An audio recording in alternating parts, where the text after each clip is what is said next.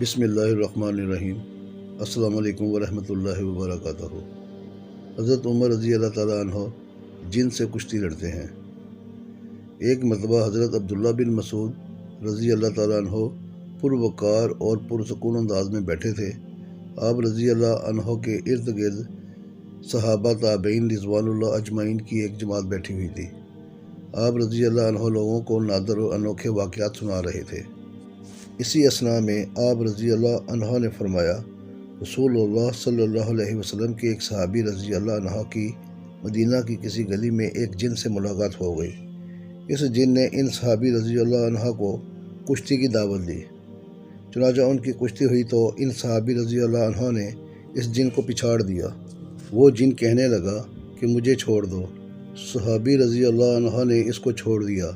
پھر اس جن نے دوبارہ کہا کہ اب دوبارہ کشتی ہو جائے۔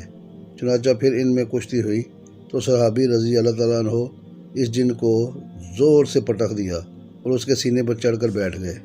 پھر ان صحابی رضی اللہ تعالیٰ عنہ نے کہا کہ مجھے تم کمزور اور لاغر جسم کے آدمی لگتے ہو، تیرے ہاتھ بھی کتے کے ہاتھوں جیسے ہیں، یا پھر تم کوئی جن ہو؟